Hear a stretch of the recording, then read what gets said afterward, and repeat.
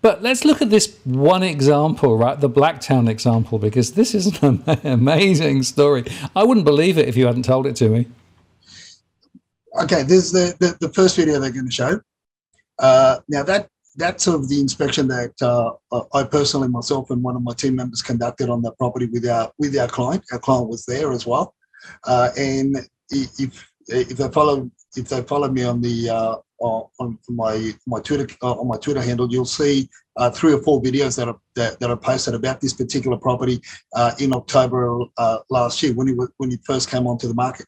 At that time, I looked at the elaborate enclosure of the rear entertainment area, where they've put an extra bedroom at the back and an extra bathroom as well, and how they enclosed it. But it was sort of there was something odd about it. So I was very clear with the agent. I said, look, do you have an occupation certificate on this? And he was arming and ahhing. And at the end, I got to the bottom of it. And basically he came clean and he said, no, there's no occupation certificate, but a DA was lodged. I said, yeah, lodging a DA is one thing. Having an occupation certificate, is miles apart. Is day and night scenario. So this is so the videos that you're going to see there, that video that you see there is how elaborate this resection, the deck, and how they enclose this pergola, and it's rather interesting. That's only one of the issues. The other issue is it's got a granny flat style accommodation, teenage retreat at the bottom with an extra kitchen and a bathroom, which has its own issues and water ingress issues, moisture ingress issues from because the property's on a slope and so forth. So, and on top of that, you've got a high voltage power lines running across the top of the property. So half of the land is under an easement scenario. So based on the FSR, based on what they've done, they will never, whoever the new owner of this property will never be able to get an occupation certificate for this dwelling on all counts. But yet it went for an insane price. So the second video is the video of the current auction, and as I call it, the Pareto effect. Yeah, and this, of course, is well up to date, right? Lots of people milling around, looking very, very excited. And as you say, you point out the overhead cables, right? Buzz. If you, I wish I took some of Jose's little chickies eggs there, and I could have left them on the bonnet of the car, and I would have got hard-boiled eggs by the time the auction was over. Yeah, so the property did sell at auction, right? And it exceeded expectations. Look, it did. The guide was $950,000. Now, this time around, obviously, I contacted the agent when I sort of come back on again, and I said, "How you going with that particular listing there?" And he goes, "Oh mate, we're going to start an auction campaign soon." And I said, "Really?" And I said, "Yeah." And I said, "What are you going to do with regards to basically how you're going to cover your ass with regards to the fact that there's no occupation certificate?" So this is why the sales fell over when it came on the market pre-December, right? Pre the end of the year, but it fell over. Our client was half interested in the property because everything was sparkly and shiny, and you could get caught up with the whole sparkly shiny bit of about the property in terms of a house or a dwelling. It looks good for the area, right? But obviously the sales at that time fell over. It was on private treaty campaigns, and after people did the due diligence, they simply walked away. No different to what we did as well when we looked at it, because our client, based on the photos and what he saw online, he was it looked nice and clean and tidy, and it's something that him and his family would appreciate living in.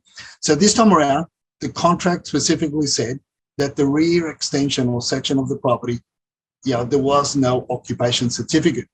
Now, after talking with town planners and so forth, and this is an inside conversation here. The owners have a friend, allegedly have a friend that's private certified, and they called them over to try and get an occupation certificate for the rear. And once he did his search and see what had been done and everything, and he said no amount of money that you would pay me would make me basically tick it off under private certification. So you could get a sense of where this is going. Anybody that owns it runs the risk of now the council coming in and telling them to basically they'll get a demolition order on the rear and bring it back to its original state. So it's a huge expense that the people that don't do the due diligence will be up for in the short term, if not the long term. Right, and there's actually another video that's worth playing at this point, right? This is a bit of a discussion about this whole situation. Yeah. So what I did was, I went up to the underbidder, because obviously the winning party got taken inside to sign the contract whilst things were hot, and they could get his soul on the soul in a couple of pints of blood on the contract. And I was talking to the underbidder. I just decided to approach the underbidder and have a bit of a chat with him. And that was the conversation there in the video that I sent you, and it was rather interesting. So his conveyancer, his broker, told him that it was a great property, told him that it was a great opportunity for first-time buyers. Right, these are first-time buyers, and told him great opportunity. But that is on the contract for sale. Okay. It is that there's no occupation certificate. Okay. But your conveyancer didn't inform you of that. No. So there is no occupation certificate towards the backyard extension. That's correct. Oh, okay. And the granny flat at the front is in council approved as well. So your conveyancer didn't tell you that at all. Is that okay for me to comment on this conversation online? Nobody knows who you are. Yeah, absolutely. Fantastic. Absolutely. Yeah, absolutely. Thank you. And basically he dodged the bullet. Him and his family dodged the bullet, Martin. And he was flabbergasted with the fact that, when I pointed out, and I said, did your conveyancer point out to you that the rear section of the property does not have an occupation certificate? And he point blank said no. So, I mean, you sort of could half understand that. You sort of could half comprehend that if it was under the previous contract where the agent was running the campaign, because he got told that there was an occupation certificate. The vendors basically lied to him, and he took it at their word. He didn't do his own research as well, but he took him at their word. And you could say, well, I get it. But still, it's no excuse for not looking at the contract thoroughly and making the right inquiry into it. And this is where people get caught up, and because they show the mortgage brokers or the conveyancers, generally it's mainly conveyancers that this community uses, and they all get excited, and obviously they all want the purchase to happen, because if the purchase happens, the mortgage broker gets their cut, get a commission, the conveyancer will get the conveyance fee. But at what price? At the price and the cost of the client, short and long term. Yeah, absolutely. And, we keep saying this one point, isn't it? You've got to do your own due diligence. You've got to ask those hard questions. You can't really take anything for granted. And you can't really, this is a concerning thing. You can't necessarily rely on the conveyancer to actually do the full Monty, as it were. So many times I hear where people ultimately are, caught by this. And there are quite significant limitations on what you can do if you're in the situation where subsequently you find a problem, because there's lots of weaselly words that the conveyancers use, etc., etc. So you have to do this on the way in, and I know it's a bit of a pain, but it's the difference between a successful purchase and one which can be an absolute nightmare. Yeah, look, Martin. I'm not making excuses for the conveyancers, right, or the conveyancing solicitors with what I'm about to say. But unless the purchasers inform the conveyancer that they can see extensions or additions or structural additions to the property, the conveyancers overlook a lot of that because they don't necessarily, as you said, they don't necessarily read the contract thoroughly. No. So, but whereas we are trained, and my staff are trained. My colleagues are trained to, even if there's a pergola, we want that occupation certificate. We want that council approved. We inform the conveyancers that are acting for our clients. We inform them of any addition that we see, and that will chase the other side for the adequate documentation in order to move forward. Now, some might say, "Oh, you're being too pedantic," and this pergola that's been enclosed has been here like this for the last, I think in this case, it's been like that for the last 18 months or so, right? I said, yeah, that's good and fine, because the neighbours may get along with the current buyer and they're not going to tell the council otherwise. But the problem is the new parties that move in, they may have a noisy pet, or they may have a noisy kid. They may get at odds, get at odds with the neighbour. They may not like each other, and that neighbour, all they need to do is make a phone call to council, and they're in a world of shit. What's their option? What's their comeback? So, as I said, and this is what I say to our clients: yes, it's only a pergola. It may be standing here for the last 5-6 months, but it only takes one neighbour to come, get offside with you, and then you potentially may have issues. Now, in a lot of cases, Martin, with some of the renovation works or things that people do to the properties, you can argue with the council. You could it comes in under the specs and the regs anyway. So you could basically, you could do what we call a reverse DA. Yep. It's not the technical term, but it's I call it a reverse DA, and try and get those approvals, which is tiresome and cumbersome, right?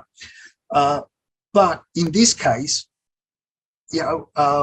talking to our town planners, talking to our experts, and even myself looking at it, after understanding the easement that envelopes almost 40% of the land, they've exceeded the FSR. There is no way in hell they're going to be able to get this thing approved. Hell will freeze over before this thing is given an occupation certificate. Now, this is the other, for the scary side, or the for the current purchaser, right?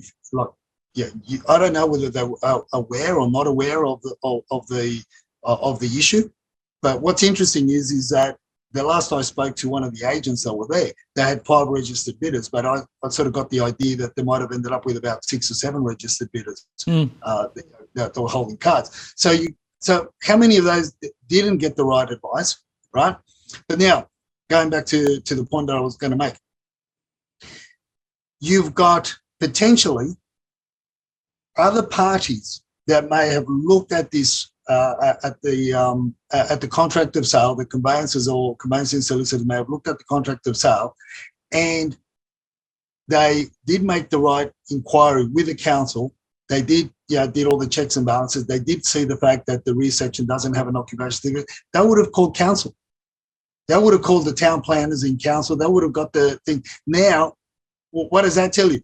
The council are alerted to the fact that there is a house with a massive extension to the rear. It's not just a $12,000 pergola that's being enclosed. Yep. It's half a house. Yep.